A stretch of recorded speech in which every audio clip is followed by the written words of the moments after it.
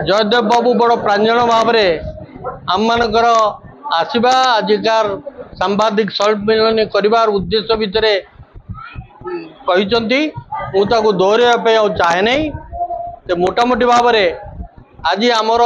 आसबार उद्देश्य पूर्ण मात्रा सफल हो विश्वास करी। कारण यही अवसर में आज भद्रक जिलावासी तरफ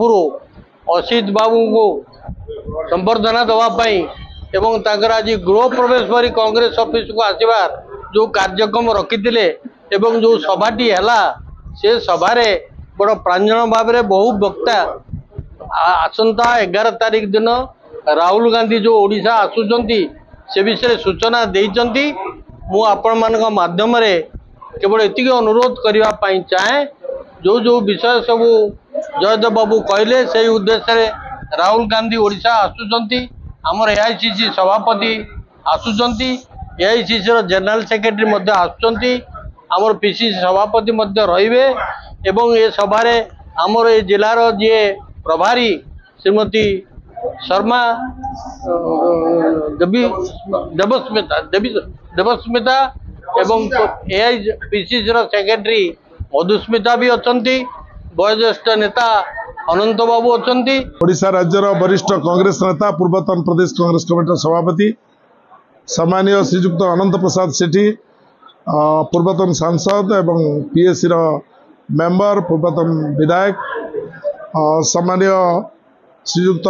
असित पट्टनायक जी नूतन भाव आज दायित्व ग्रहण कले भद्रक जिला कांग्रेस कमिटी एवं संयोजक भाव एवं सम्मानीय देवस्मिता सम्मानीय मधुस्मिता एवं एसी सेल श्रद्धेय राजू एवं समस्त सम्मानीय पत्रकार बंधु माने इलेक्ट्रॉनिक मीडिया बंधु माने आपण माने आम लंबा समय धरी चलता जो सभा आपण को जो 12:30 समय पत्रकार मान सहित आमर वार्तालाप हम ये खबर आम देइथिलु किंतु विलंब होइगला सभा चलीथिला जो आम कौन परिस्थिति रे विलंब रे आरंभ करचु। समस्त घटना आज जो सभारे